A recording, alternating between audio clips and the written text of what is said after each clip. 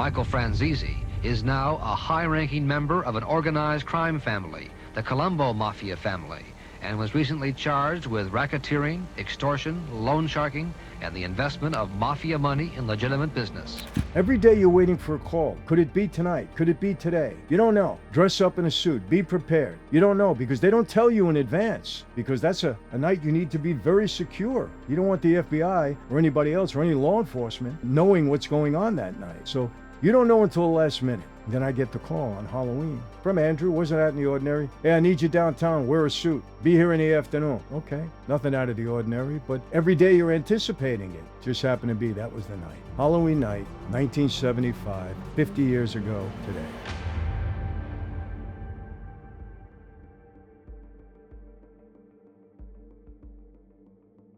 Hey everyone, welcome to another Sit Down with Michael Franzese. Hope everybody is doing well. All is very good, very blessed on this end, my friends. And as always, I give all the praise, honor, glory, and thanksgiving to our God for that, and especially today. Why is that? Well, today is Halloween, and it's a day that has significance to many people. It's a day of trick-or-treating, and kids go out and dress up in costumes, and some adults do that too. My whole family enjoys doing that. But it's a different day for me. It's a day that has tremendous significance because it was a major turning point in my life. It was Halloween night at about 11 p.m. that I stood in front of my former boss, Tom DiBella, and took a blood oath, the blood oath of Omerta. It was a night that my finger was pricked and some blood fell on the floor. I cupped my hands. They took a picture of a saint. There was a Catholic altar card, put it in my hands and lit it aflame. It didn't hurt. It burnt quickly. It was merely symbolic. And it was a night that Tom DiBella looked at me and said, "Tonight, Michael Franzese, you are born again into a new life, into Cosa Nostra. Violate what you know about this life, betray your brothers, and you will die and burn in hell like this saint is burning in your hands." And it was an oath I took very seriously back then. I take it very seriously today, even though I don't consider myself a member of that life anymore. But today there's even more significance because today was the 50th anniversary of the day, the night that I took that oath. It was Halloween night, 1975, when I walked into that room. And people, there's a lot of significance to that because when I look back in my life and I realize really how fortunate I am, how blessed I am today to be here sitting in front of you and talking to you, there's major significance in that because just about everybody I knew, every made guy especially, during that time is either dead or in prison for the rest of their lives. And that's no insignificant matter. I can tell you that. And tonight I want to talk to you a little bit about, what got me into that life. I know some of you have heard the story, but it's a little bit different today. I promise you that, because I guess there's some soul searching involved in this with me, because I understand what I was involved in. I've talked about this life quite a bit, people, and I don't glorify it. I know sometimes people think that I do. I don't glorify it. I left the life. I saw a lot of damage in that life. I caused a lot of damage in that life. So it's nothing to be glorified. Do I talk about it? Yes. Did I have friends in that life? Yes. Did I see a lot of bad things go down? Yes. Was I involved in a lot of bad things? Yes. And today, for some reason, I think I owe it to my viewers. I want to open up about some things that I haven't really talked about before. So, people, I never wanted to be part of this life. I didn't aspire to be part of this life. I got into the life because of my dad, because my dad was in trouble. He was given a 50-year prison sentence, and there really was no way out for him. Losing all his appeals. My dad was framed. I'll take that to the bank. He was convicted of a crime he didn't commit. Even though my dad had done some bad things, we all know that in the past, we were mob guys. But I got into the life to help him. That was it. I didn't aspire my whole life to be a mob guy, even though I grew up in it. I knew all about it. I watched my father go through a lot of trouble. I seen him go through 2 trials. I seen him in prison. I visited him in jail. I seen him on trial for murder. I was in the courtroom when they took a wheelbarrow and they had cement blocks in there with chains for a body that my father allegedly ordered to be killed, that washed up, on the sand in Queens. I seen it all. I went through it all. Um, so I wasn't a stranger to it. Did it scare me? Honestly, no. My father was a part of it. I loved my dad, so it didn't scare me. I hated law enforcement back then. I hated them because I saw them as harassing my dad. So my reason for getting involved in that life was because I loved my dad and I wanted to get my dad out of life. I wasn't born, in my view, to be a mobster. Some people were. You talk to or you see other people on YouTube. They tell you all the stories. Some of them they talk about it with pride. Hey, I was a part of this. I try not to do that. Hopefully I don't come across that way because I don't mean to. Even though I talk about some good times that we've had, obviously, I have a lot of knowledge and experience about it. I do, just part of it. But quite honestly, when I look back, it's an evil lifestyle.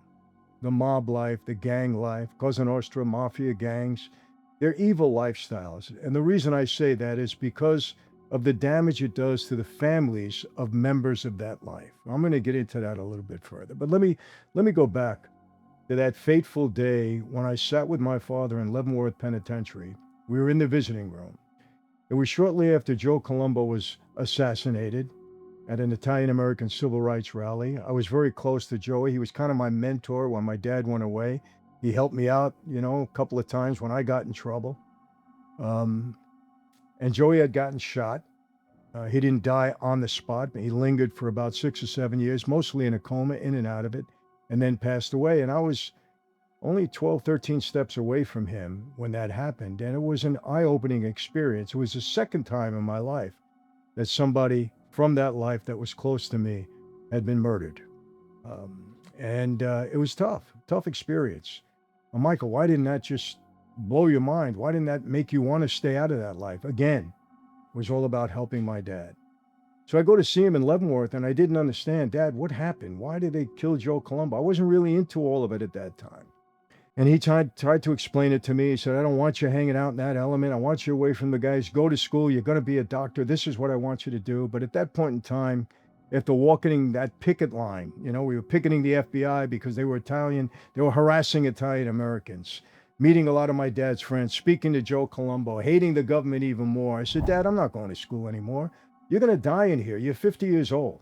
You got a 50-year sentence. If I don't help you out, you're going to die in here. Well, he was upset and he argued back and forth with me, but he knew my mind was made up. I was a pretty headstrong kid. And I'll never forget, he said, okay, son, but if you're going to be on the street, you're my son. I need you to be on the street the right way. And he looked at me, and I don't know if I've ever talked about this on YouTube, but he looked at me and he said to me, I got to ask you a very serious question. And I want you to be honest with me. You got to be honest. Either way, whatever the answer is, you got to be honest. Hey everyone, yeah, it was 50 years ago today, Halloween night, that I took an oath and became a made man in the Colombo family. It seems like a lifetime ago, but today is a special day because we're launching our fruit wines, all four of them. Our cherry, our pomegranate, our blackberry, and our strawberry. Great wines, and you can get them now for the holidays. People are really loving them. They're really enjoying them. So you can start with Halloween, go right through Thanksgiving and Christmas. So click on the link below and put your order in now. I know they're going to go fast. They're flying off the shelves, but we're excited to be able to offer it to all of our customers now. So thank you for tuning in, and let's get back to the Halloween video. And I said, Dad, ask me the question. I'm not going to lie to you. And he looked at me and he said, son, if you ever had to kill somebody, could you do it? I thought about it a minute. I didn't just fire off an answer. I wasn't trying to impress my dad. I really thought about it. And I said, Dad, under the right circumstances, yes, I could do it. And he looked at me and he said, son, that's the right answer. He said, I want you to go home. I want you to wait for somebody to be in touch with you. I'm going to send word downtown. And he said, I'm now proposing you into my lifestyle, Cosa Nostra. And that was it. He didn't run it down for me. He didn't say, this is what's expected of you. That is a secret life. A lot of people think when you take that oath, you take an oath to lie, steal, murder, kill. No, that's not the oath. Do things like that happen as a result of that life? Yes, of course. But that's not the oath. The oath is the oath of silence, omerta. That's what it means. And if my dad was anything, he was a good soldier. He wasn't going to violate that oath even with me. He knew I had it in me. He liked my answer. Go home and do what you're told. That's all he said. And I didn't question him. You know, I love my dad so much. I figured, hey, he's not going to do anything to hurt me. He's going to tell me the right thing to do. I said, okay, Dad, whatever you want, that's what I'll do. This is how this life started for me. Again, I didn't grow up wanting to be a wise guy, even though I was around it all the time. Other people, yes. Sammy Gravano will tell you that. He idolized the guys on the street. He grew up in Brooklyn. That's how I grew up in Brooklyn also. But different. I don't know why, you know. Maybe because I hated the government so much. I don't know why. I can't explain it. But that's not what I was into. But yeah, Dad, this is what you want? I'm ready. Whatever I got to do to help you out. 2 weeks later, a captain in a family picked me up, took me to see the boss. At that time, after Joe Colombo was shot, Persico took over, basically. But he was in jail, and Tom DiBella was the acting boss. Tom's a good old guy. Long time in that life. He was a longshoreman, but a long time in that life. And Andrew Russo took me to see Tom. And he sat with me, and he said, Mike, I got a message from your father. He said, you want to become a member of our life. Is that true? And I said, yes. If that's what my dad wants, that's what I want. And he looked at me and he got real serious. He said, I didn't ask you what your father wanted. I asked you if that's what you want. And I said, yes, Tom, that's what I want. He said, okay. He said, here's the deal. Listen up. Pay attention. I said, okay. He said, from now on, 24 hours a day, 7 days a week, you're on call to serve this family, the Colombo family. That means if your mother is sick and she's dying, and we call you to service, you leave your mother's side and you come and serve us. Because from now on, we're number one in your life before anything and everything. When and if we feel you deserve this privilege, this honor to become a member, we'll let you know. You understand? I said, yes. That's it. Now I'm proposed. I'm official. I'm a recruit. I got to earn it. Andrew Russo turned to me that same day. I loved Andrew. Passed on now. Tom is passed on now. Loved Andrew. And he looked at me and he said, you be here tomorrow morning, wear a suit. That's how it started for me. I was 21 years old. And for the next 3 years, I was in kind of like a pledge period where I had to do anything and everything I was told to do to prove myself worthy. Now, you people that know me, you know I don't talk about certain things. People, let me tell you something. I don't have immunity. I didn't go into a witness protection program. I did not cooperate with the government to that degree.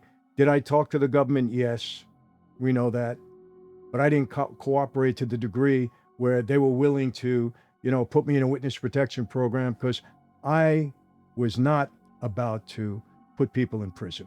Bottom line, not going to get into that. We've spoken about that before. That was it. So for the next 3 years, I was on call. Did I have to prove myself worthy? Yeah. Am I going to talk about everything that I had to do during that time? No, I can't. Other people can. I can't. It's been a long time. 50 years. And going back while I was a recruit, we're talking about 54 years when I was making my bones, so to speak. And people, look, I want to be as honest as I possibly can with you because it's just how I am. I try not to tell you anything if I don't know it to be a fact.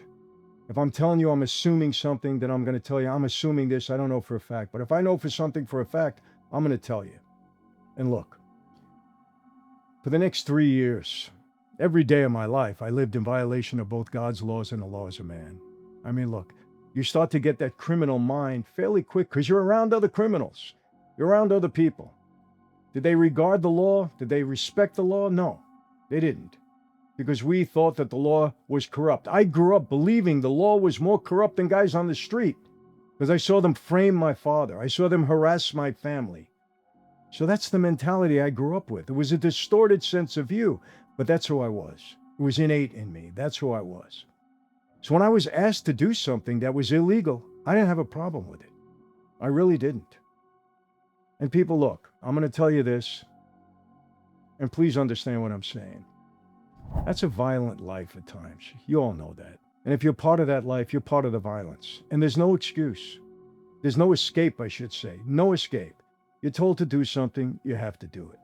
You got to prove your value to those people. You got to prove your worth. You got to make them think that, hey, this guy is capable of doing this. And now that he is doing this, well, he's put himself out there. He's committed this act. He's put himself out there now. So he's got stuff to lose. Crazy way of thinking, but that's how it is. So I go through 2.5 years, and, it was at that time that they were opening the books. There was an expression across all 5 families in New York. The books were closed, meaning they weren't bringing any new guys into the family. Allegedly security reasons. The only time they were able to bring a new guy in is if somebody in the family, one of the families died and they replaced him. Otherwise, no. But in the mid-70s, they opened the books, opened them up, bringing guys in. They wanted to build up the ranks again. So I fell into that during that time. There were guys waiting 20 years, ever since the 50s, to become, a made guy. They were waiting that long. A lot of the older guys waiting that long. But when the books opened, that was my time. Now, did they move me up? They sure did. Out of respect for my father, because he asked for that. He said, I need somebody. I need some help. I need my son. And they respected that because my father had a lot of respect. My father was a good soldier. He was very loyal to the family, and they knew that. So yeah, but I still had to prove myself. They weren't going to do that much of a favor for him. If they thought I wasn't worthy, they would have said, hey, your son is not going to cut it.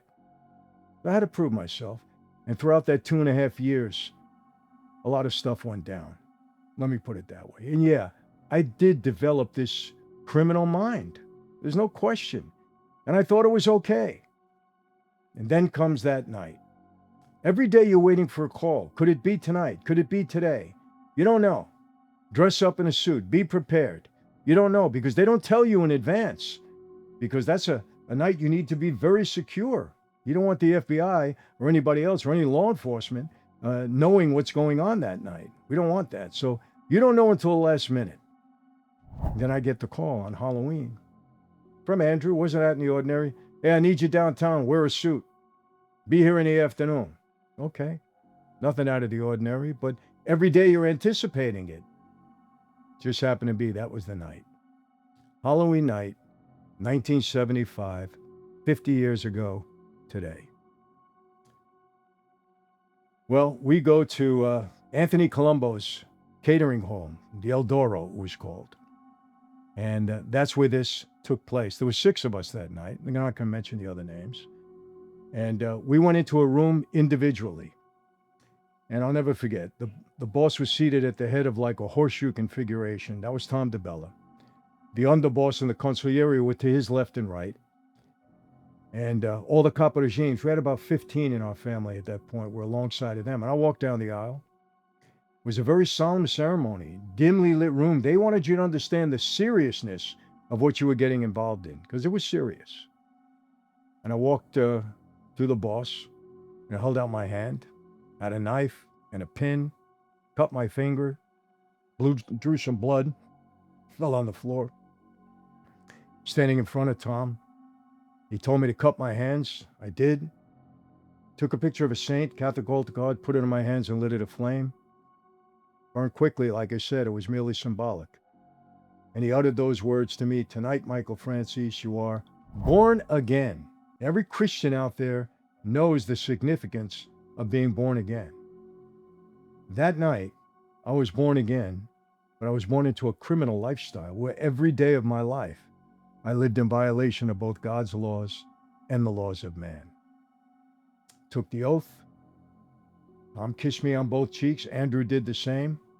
And I was exhilarated. Finally, I'm part of something that my dad is part of. Not only am I his son, but I'm bound by blood with my father now. I was totally exhilarated, quite honestly. It was amazing. We went into a room, all of us, after we all took the oath. We had a banquet. And I'll never forget, we were sitting there.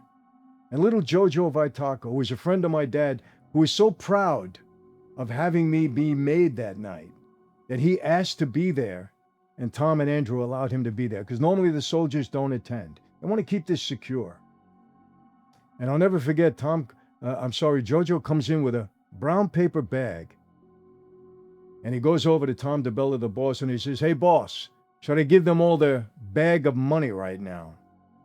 And it was sarcastic, because everybody thinks you come into that life and all of a sudden they're handing you money. No, not that way. the other way around. You're making money for the family, and Tom made that very clear that night. You got to prove your value in that regard. Now, I had already shown that side of me during my recruit time, so I think they knew that where I was destined, I was going to be an earner for the family. So here I am, people. I'm a soldier, and I was motivated that night to do two things. I wanted to get my dad out of prison. I did get him out on parole after 10 years. My dad did 40 years in prison. He kept violating and going back. You know the story. Came out at the age of 100 in 2017, the oldest inmate in the federal system. And then he passed away in 2020 during COVID. I believe he died of COVID early on, very early on, before they even knew what COVID was. So now here I am. I'm a soldier in the family. And people, look, I can tell you this. There were a lot of things that I did during my time in that life that I was very uncomfortable doing. I was very uncomfortable. But I took an oath. I said I was going to obey the rules. I was going to obey the orders that were given, handed down to me. And even though I was uncomfortable, I did them anyway. I did. It was almost like you step outside of yourself. I'm not comfortable with this, but I got an order. I got to fulfill it. I took an oath. Now, is that wrong? Of course it's wrong. There's no justification for committing sins. There's no justification for doing things that are wrong just to say, well, I took an oath. It was the wrong oath, wasn't it? But I took it. Now, I had an idealistic view of that life. I felt good. I felt it was honorable. I was part of a brotherhood. I got your back. You got mine. This was important. It meant something to me. It really did. So I said, okay, I'm doing the honorable thing. I'm following an order. And it was justified what I was told to do. People, look. You don't go around in that life killing random people, regardless of what anybody says. And you know the deal. There are the Roy DeMeos. There are the Greg Scarpers. There are the DeSimons. They're different people, a different breed. But that's not what we do ordinarily. Yes, there were guys like that. But not all of us. And I think the greater part of us were not like that. We had to do something. We were told to do something. Okay, how do you justify it? Well, listen, we were told straight out, if we break the rules, we can pay for it with our lives. And we were told straight out, if your best friend breaks the rule and he's got to pay for it with his life, you might be the one called upon to do it. We accept it. Part of the oath. Play by the rules, don't break them, and you'll stay out of trouble. Now, is that true all the time? No. Guys were put in a bad situation for whatever reason, maybe jealousy, maybe money, maybe a power struggle, who knows? So did guys die when they shouldn't have died? Yeah, I could say that. Absolutely. There were guys that I know that I felt really bad about. I didn't think it was justified. The life, people. That's the life. Was everybody bad in that life? No. No, I won't say that. I've said this before. Why do good people do bad things? Because they felt they were doing the right thing at that time, even though it was a bad thing. Sometimes your mind can be screwed up. We took an oath. We thought it was honorable at times to do the wrong thing. Is it wrong? Yeah. It's a distorted view, a distorted way of thinking. I said that early on.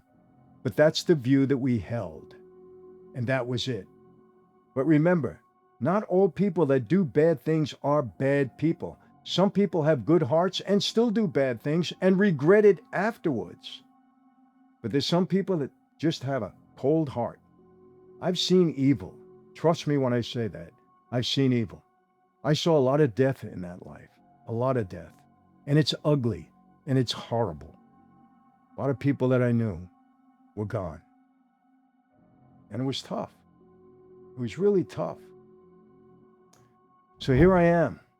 I'm making a lot of money. I don't have to get into all that. 1980, the boss, Carmine Persico at that time. I was an acting captain for my father. Had to be. My father was on parole, kept getting violated. He made me his acting captain. I acted in his behalf. Whenever I had to sit down or something that involved him, of course he would counsel me. Of course I would talk about it with him. That was respect. And I was an acting captain for him for quite some time. And then I become an official captain in 1980. Now, let me tell you this. I didn't need to be made an official captain. I was fine dealing as my father's acting captain. Had the same authority, basically. But I know why I was made a captain. Because Persico wanted to separate me from my father because he broke my father. What do I mean by that? He took his captaincy away. And he took it away under the excuse that, Sonny, you keep getting violated.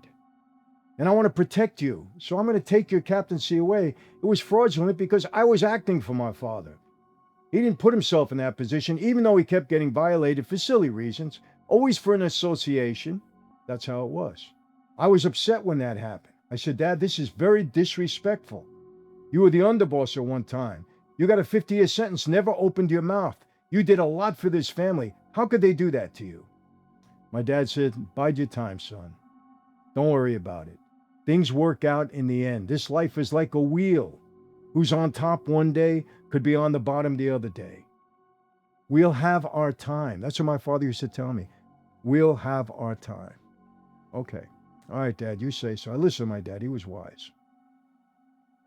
Making a lot of money. I'm a captain now. I got a couple of men assigned to me.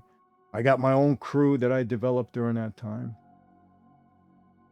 People said to me, Michael, did you have a conscience during that time? Well, of course I did. Like I said, I knew I was doing wrong. There were some things that made me very uncomfortable, but I did them anyway. I was a knowing and willing sinner because I knew they were wrong. I tried to justify them in my mind and say, well, I took the oath and the guy next to me took the oath too, and it's okay. But there's no justification for that. We just try to make ourselves feel better. Sin is sin. Doing wrong is doing wrong. Evil is evil. There's no way to sugarcoat it. I've learned that now. I've come to my senses over the years. I understand it. So now here's what happens. Making a lot of money. In that life, you got to watch not only the government. Remember, I was a major target of law enforcement. My father's name came on to me immediately. I have 7 indictments. 7. More than most guys on the street. 7 indictments. They started with me from the time they recognized me as a 19-year-old kid. Boom, boom, boom, boom. Constant investigations. Constant people on me. 7 indictments. 5 trials. They never able to convict me in a trial. It was either not guilty or dismissed. They never left me alone in that regard. Major target of law enforcement, just like my dad. My dad would get upset with me. You have more indictments than I do at half my age. How'd you do that? Yeah, what do you want from me? My name is Franzese. What could I say? You know, listen, when you're doing something good in that life, at least in law, well, maybe I should say bad, but when you're succeeding in that life, law enforcement's coming at you. If you're not succeeding, they don't bother with you. So I'm making my mark, right? And along the way, things happen. Things happen. Well, one night, my dad's out on parole. Calls me up. Son, I got to see you. I said, okay, Dad. I go to his house in Long Island. We're in the driveway at his house. He says, hey, son, Junior wants to see us tonight, Persico. I said, okay, Dad, what time do you want me to pick you up? He said, nah, they want to do this differently. I said, what do you mean?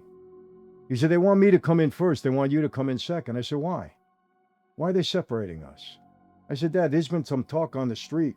You know, I'm in this gas business. Some guys were going to talk to my Russian friends, wanting to know how much money we're making. I said, why is that happening? Don't worry about it. You know, we got an order. We got to go. I said, no, I don't like it, Dad. I don't like it. Why are they separating us? I said, that's not right. Shouldn't separate father and son. No way. Son, we got an order. We got to go. I said, Dad, I don't like this. I don't like it. I said, why do you have to go in first? I said, I don't like it. People, you got to be alert in that life. You could be making enemies when you don't know it. There's a lot of jealousy, a lot of envy in that life. And I'm not putting myself up there as somebody special. I'm just telling you like it is. I was mad. I didn't want to go. We were, you know, look, I always considered my dad my superior. He was a smart guy. He spent a lot of time in this life. He knew it well, and he taught me well.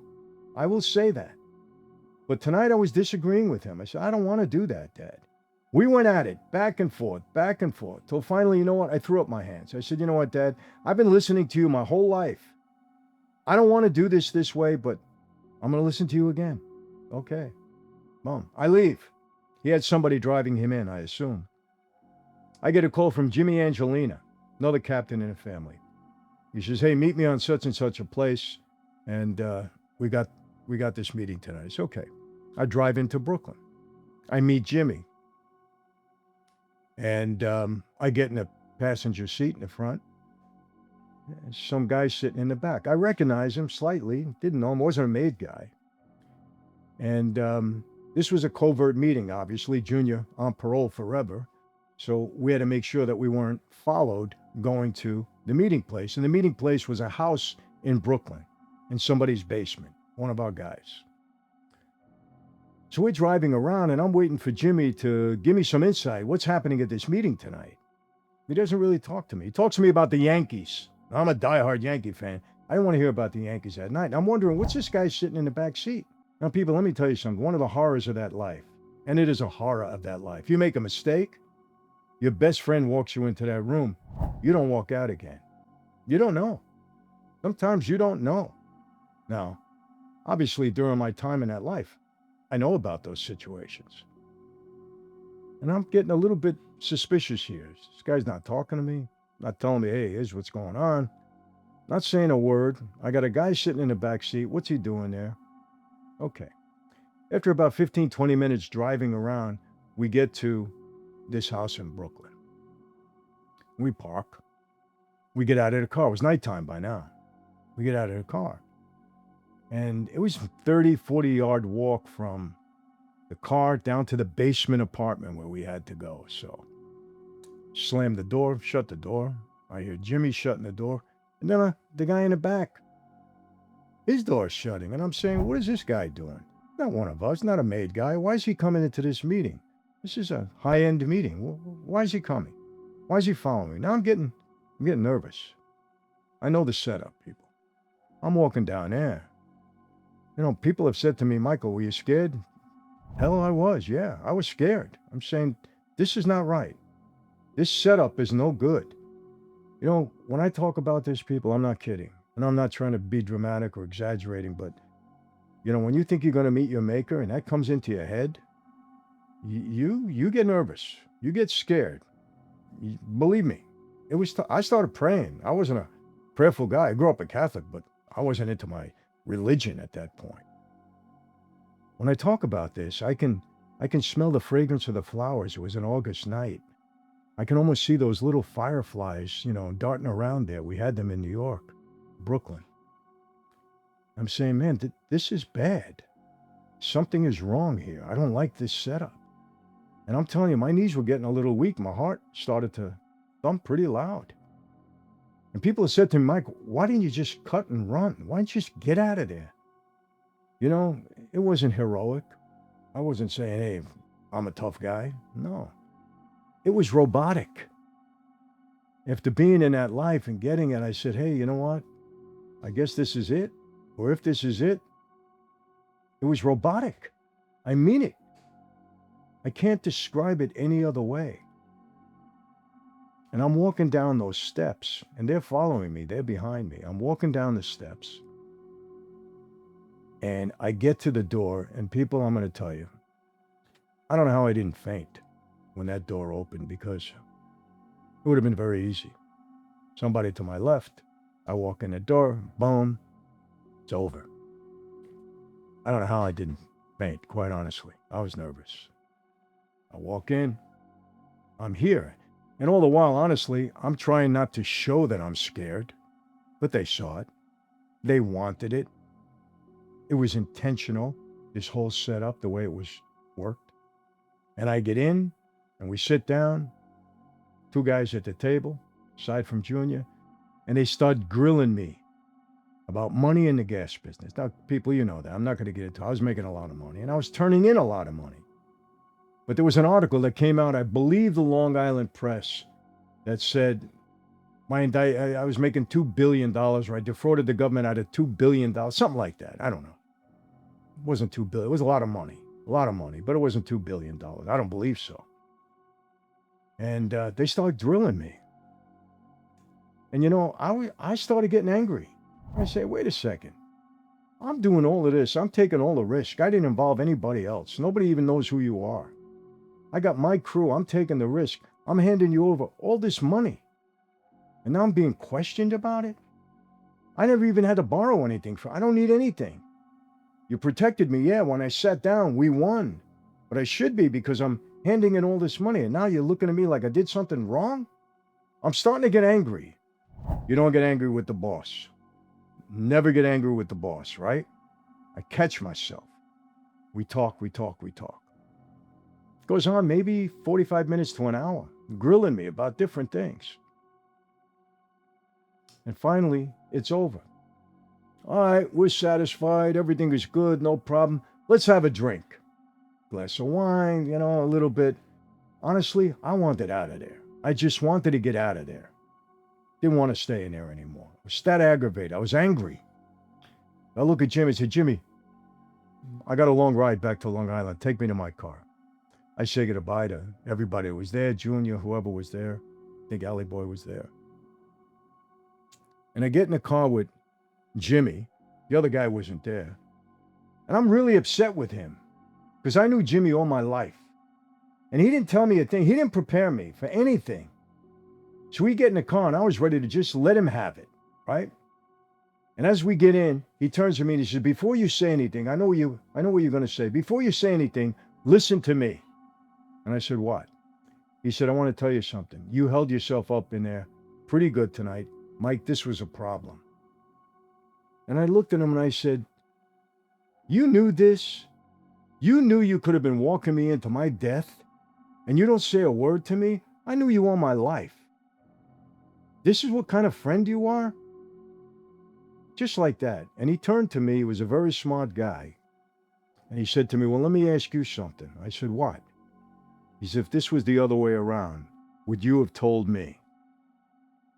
I said, no. He said, Mike, this is the life we lead. He said, you grew up in it. You know it as well or better than anybody else. The life we lead. Okay. He was right. Had the right answer. And I'm sitting there. I couldn't even talk anymore. I was just emotion, angry, whatever I was.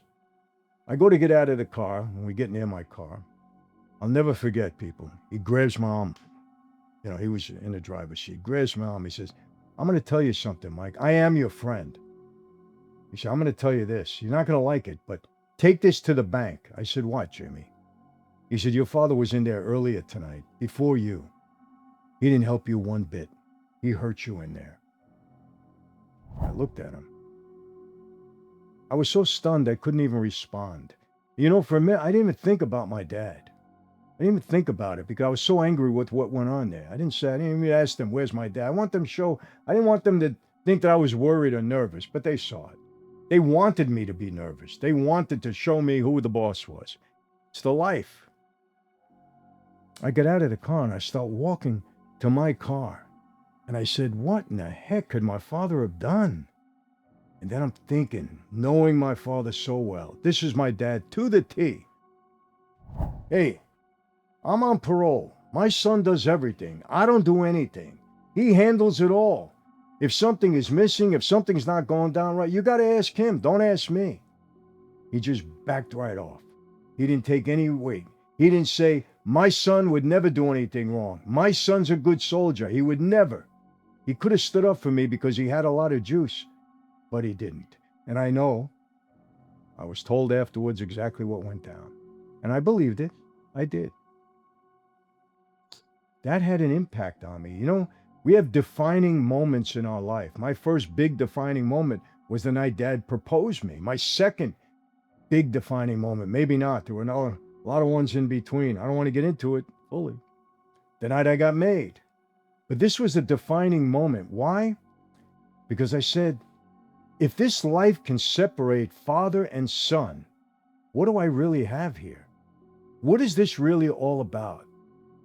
It really struck me. And I just filed it away. In that life, people, you don't talk out of school. You don't say a lot. Keep things inside of you.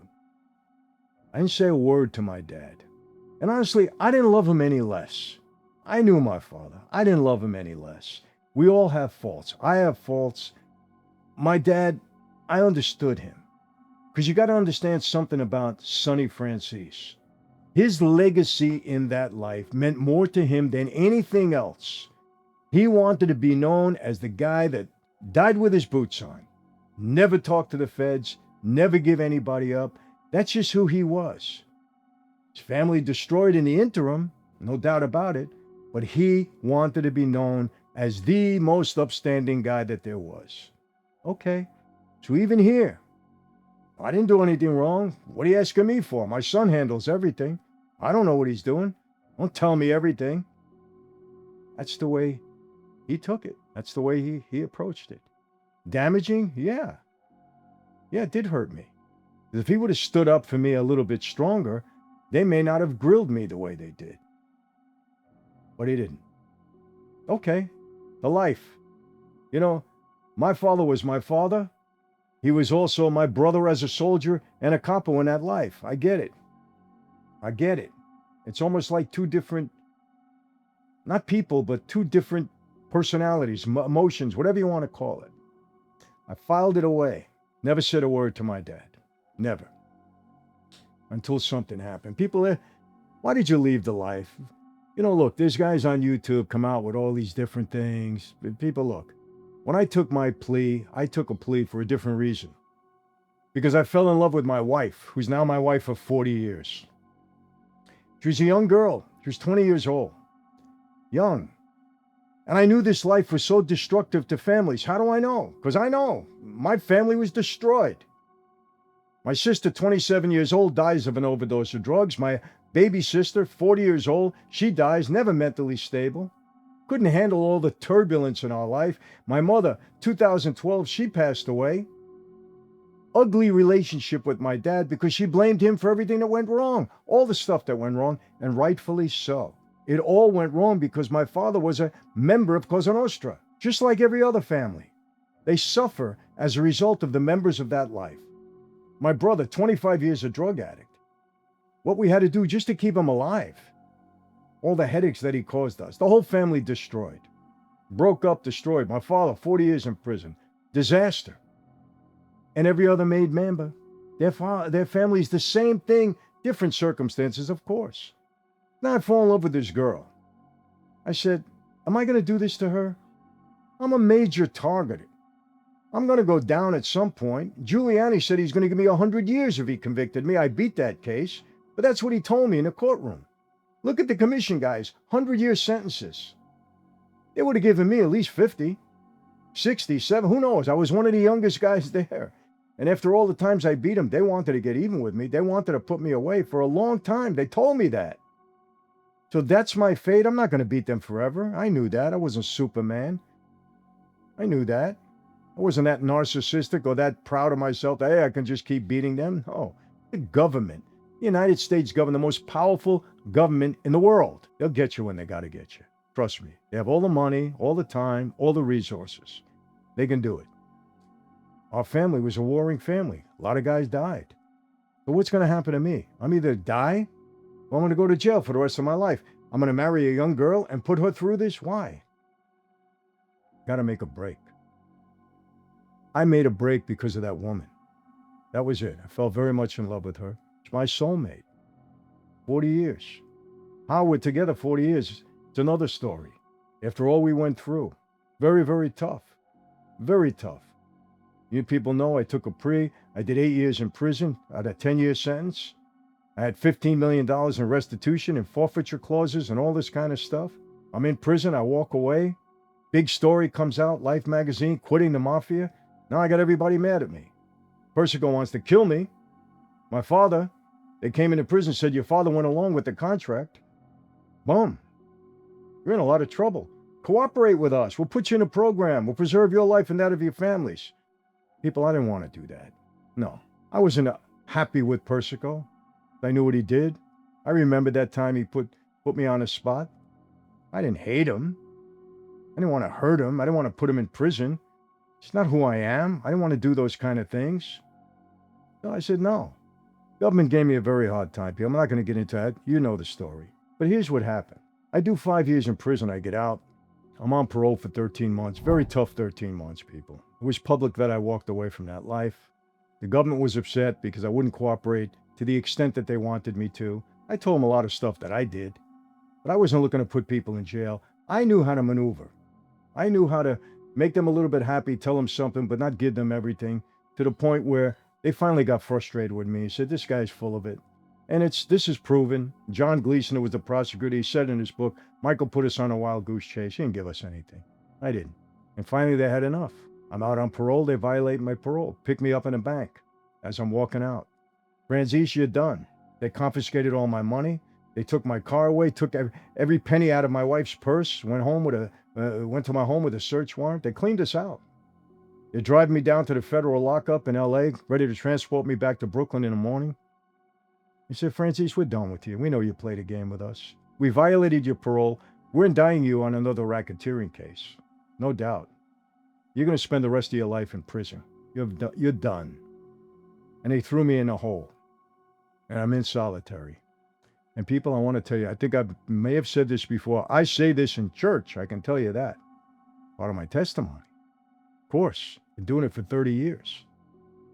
And I said, you know, I'm done. Took all my money. They're going to indict me on another racketeering case. People, you don't beat these cases with public defenders. I spent millions defending myself. I said, they can't put me out on the yard. I got everybody looking to hurt me. I said, my wife, 27 years old, she waited for me 5 years, tough years, 13 months on parole, bad 13 months, dodging bullets, basically. I said, we got two little bad. How's she going to wait for me now? I'm going to lose the girl I did all of this for. I'm laying there, people. I was done. Do you ever feel so bad that you didn't want to wait? You wanted to close your eyes and not wake up? It was too painful for me to even think of my future. That's how bad it was. I'm not going to go through the whole thing, but tell you this. It was a prison guard that handed me a Bible that night. And that's when I started my search. And you know, I have to say this because every once in a while we have to face our own demons. We have to face them. We don't like to face them. We don't like to be honest with ourselves at times because it hurts. They say the truth hurts. That's true. Sometimes we don't want to face ourselves and say, come on. Well, people, look. I didn't leave the life for any noble reason, I don't think. I left the life basically selfishly. I wanted the girl. That was it. I knew I couldn't have both, so I chose the girl. It was selfish, if you want to put it in those terms. You can. That's justified. It was selfish. But I'm reading the Bible. I'm reading the book of Proverbs that night, and I came to a verse that just struck me. How could I say it? There's Christians out there, you know what I mean. These verses the Holy Spirit, God speaks to you through these verses. It's Proverbs 16:7. When a man's ways are pleasing to the Lord, even his enemies are at peace with him. Wow. I had nothing but enemies that night. On both sides of the law. Nobody liked me, I thought. And then it was almost as if, you know, the enemy's verse got me, and it was almost as if I was looking in front of the mirror and God started to talk to me. Now, let me make this clear. I don't have any special relationship with God, meaning that he's never spoke to me in a dream. I've never seen him in a dream. I've never heard him speak to me audibly. I don't have those gifts. Some people do. I don't. I don't have that experience. He speaks to my heart now. I have a relationship there, but it was almost as if it was instilled in me. Who are you kidding? Who are you kidding? In your mind, you're still a mobster. You didn't change your way in anything. You didn't do anything. And you may die in here. And who knows, somebody may kill you. Unless you're with me. Because if you're with me, I can take care of your enemies. That's how I interpreted that verse. That's what, in my mind, that's what came out. And I know it was God instilling that thought in my mind. You come with me, I'll take care of your enemies. It was a powerful verse, a powerful moment in my life. A defining moment. And it really caused me to move on and read. Well, I'm not going to get through it all because some of you heard this, but I spent 29 months and 7 days in solitary, 24/7. They let you out 5 hours a week, allegedly, by policy to go in the cage in the yard so you get some fresh air, but you never get the whole 5 hours. The guards are lazy. And it was tough, people. Solitary's tough. Don't let anybody tell you any different. You want to throw your chest out and be a tough guy? It's tough. I got through it. I've seen some bad things go on with guys that couldn't handle it. I don't demean them. It was very tough. Very tough. But it was during that time that I developed my faith. Because I studied. I studied every faith. Every faith. Not only Christianity. But I came out of there a believer in God. Christian. Now, okay, Michael, you did that because you practically admitted that you were a bad guy. You did some bad things. Did you kill somebody? You're not admitting it, but maybe you did. I know what some of you are thinking out there. How did this guy get his stripes? How did he become a made guy? Come on. I know he had to do some things. And you really believe right now that you're forgiven? You really believe that? My answer is yes, I do. And the reason I believe that is because that's the whole basis of the Christian faith. It's all based upon Jesus Christ. Jesus is the Christian faith. If you believe that he lived, and there's no doubt about it, it's historical, the evidence is there, plain and simple and clear, and he died on the cross, same thing, evidence is perfectly clear, and then rose from the dead. Same thing. Same authors that wrote all the 4 Gospels wrote that, and all of the New Testament. They witnessed it. Well, the basis of our faith is, if you confess your sins, and you ask for forgiveness, and you accept Christ as your Savior, then you are forgiven. That's it. Not my word, God's word. That's it. Now, some people say, come on, Michael. Is it that easy? It's that easy if you're sincere. And what do I mean by that? You know, some people say, oh, Michael, born again till you're out again. Oh, you're using this, you can make a lot of money. You go out and make believe you're a Christian, you go talk in church. If I'm doing that, what are you worried about? Let me tell you something, people. God judges our heart. He knows our heart. If you think that I think I'm so good, or I'm such a narcissist, or I'm so full of myself that I can pull a scam on God, then you really think a lot more of me than I think of myself. I can't pull a scam on God. Nobody can pull a scam on God. And one day we're going to stand in front of him. I believe that with all my heart. And he's going to look at us, and we're going to have to answer for some of the things that we've done. There are consequences to our action, but we're forgiven. And I want to be able to stand in front of God and say, yeah, I confess my sins, and I really mean it, because I do have regrets. I did some bad things, God. And I'm sorry for it, and he's going to judge my heart, and he knows. And there's 4 words I don't ever want to hear. I don't ever want to hear. You know what those 4 words are? I never knew you. If Jesus, who stands in judgment of all of us, says those 4 words, you're hellbound. That's it. Because if we think we can pull a scam on God, we are out of our minds. I don't believe it. Now, you people can take that for what it's worth. But this is from a former mobster who spent 20 years on the street, who did some bad things. And you know what? I'm probably one of the most fortunate guys on YouTube. Why? Because had I stayed on the path that I was on, I'd either be dead or in prison for the rest of my life. And I certainly wouldn't be heaven bound. Do I believe I am? Yes. Why do I believe that? Because God told me that in his Bible. Told me that. Confess your sins. Accept Jesus Christ sincerely and honestly. You're not pulling a scam on me. Your life is going to show us that. You're not going to live in a pattern of sin anymore. I know your heart. You're not kidding me. And you will enter the gates of heaven. Bible is very clear. And I'm sorry, people, but I believe it. I believe it with all my heart, based upon the evidence and based upon what I've seen him do, not only in my life, but in the life of other people. I've seen it, and I believe it. So, this is a former mobster, not celebrating, But thinking back, that 50 years ago, I gave my soul to the devil.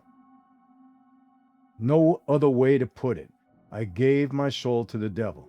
I was born again into Cosa Nostra. Born again. And you know, as a Christian, we have to be born again. Sacrament of baptism. Born again. I call it a sacrament. We got to be baptized of the Spirit. So look, why am I saying this? Because I reflect on this night. I really do. And tonight I'm going to reflect on it even more in thanksgiving. In thanksgiving that God delivered me from where I was. Now, I want to be clear, people. I am not demeaning or saying anything bad about anybody else in that life. When I mean anybody could have been saved. I can't judge somebody's heart. I can't. That's God's job. It's not ours, not yours, not mine, not anyone's. We can't make that judgment. It's God's judgment on us.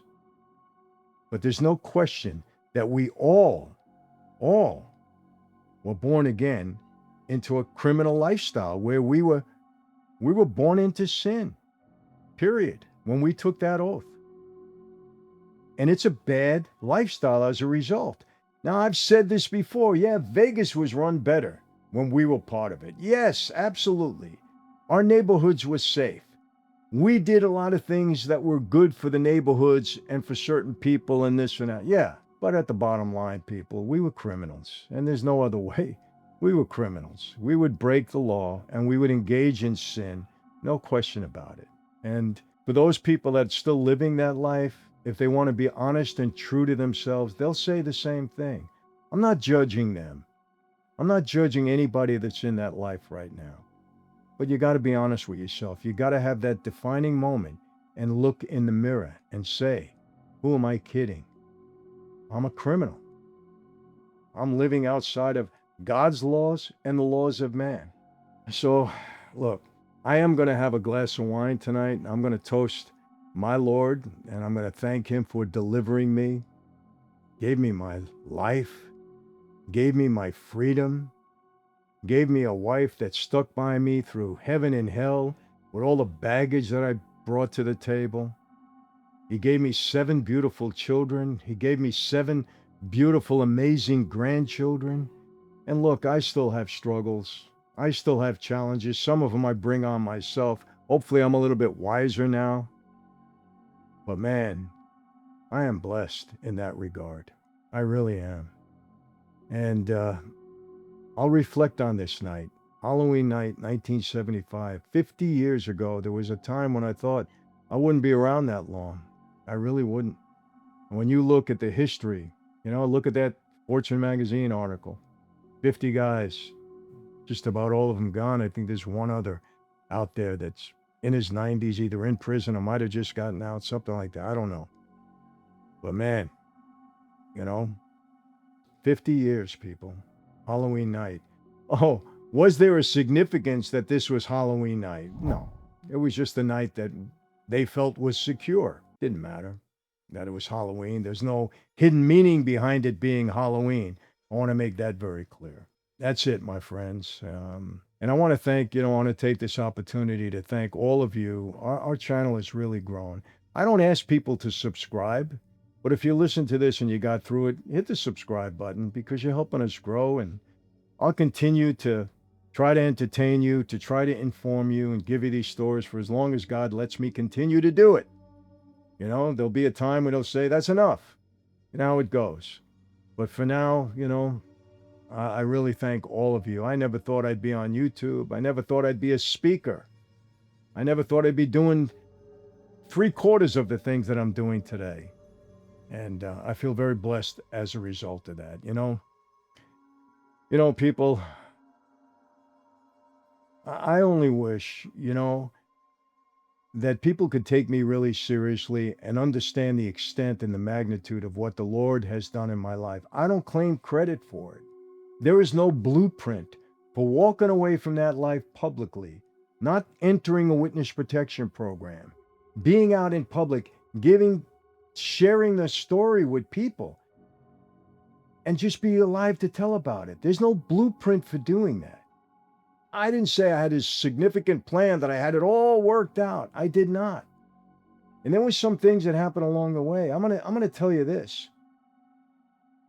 There's some guys out there that are telling stories about me, and I can tell you they're not true. I'm not gonna get into it. They're just not true. But you know, on social media, people come out and they say things. As latest guys saying that I had some. A lot of this stuff is not true, but I understand they want to get views. You know, I'm a high profile guy. They figure they'll use me, use my name, and it'll have people on YouTube do it. That's what it is. Look, I like bringing high profile guests on too because they're interesting, and certainly it helps the channel. We got to be honest about it. Of course it does. You know, I understand, but I'm not going to lie about these people. I'm not going to make up stories about these people, and I'm not going to make up stories, period. Because like I said, I have somebody greater to answer to at some point. We're going to answer for everything we do in our life. I'm not perfect. Tell you that by a long shot. But I do have boundaries. I do have boundaries that I'm not going to cross. So understand that. So I want to thank all of you. I hope you go out and enjoy Halloween if you're into it. I don't dress up. They try to get me to dress up, but I don't do that. But I'm going to watch my grandkids tonight. You know, it's such a blessing to be able to see the joy in your grandkids' faces and your kids when they're just having a good time. Don't take Halloween that seriously unless you're me and it had the meaning that it had.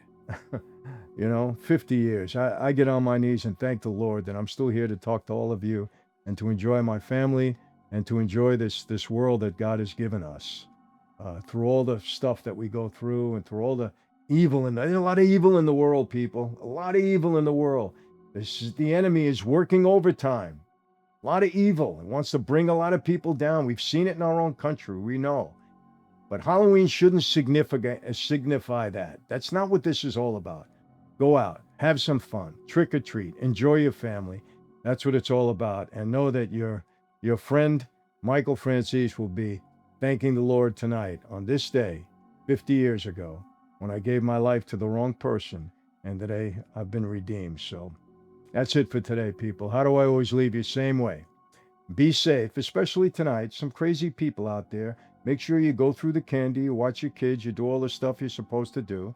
So be safe, be healthy. Don't eat too much candy. I have a problem with it. I like candy. I like chocolate. You know, I'll stay away from it, but I'll sneak a few of the things out of the basket and out of the bag. Be safe, be healthy. And I really do mean this, people. God bless each and every one of you. I don't say this lightly. God bless each and every one of you, all of your family, your friends, your neighborhoods, and your communities. And yeah, God bless America. We need God to bless America. And there is a Jesus revolution going on, so that blessing is happening. And that's it for tonight. Yes, I'll see you next time. Please stay tuned. God bless all of you. And my friends, before I go, I want to remind you, Franzese Wine, I now have a wine branded in my name from the world's oldest vineyards. We have alcoholic wine, of course, non-alcoholic wine, huge seller now. And the taste is terrific, my friends, really. You're going to enjoy this family atmosphere, wherever you want. It's wonderful wine. You're going to enjoy the taste. You're going to love it. I guarantee it. So go to franzesewine.com before we sell out because it's moving fast. That's an offer, once again, you can't refuse with a taste you're going to love.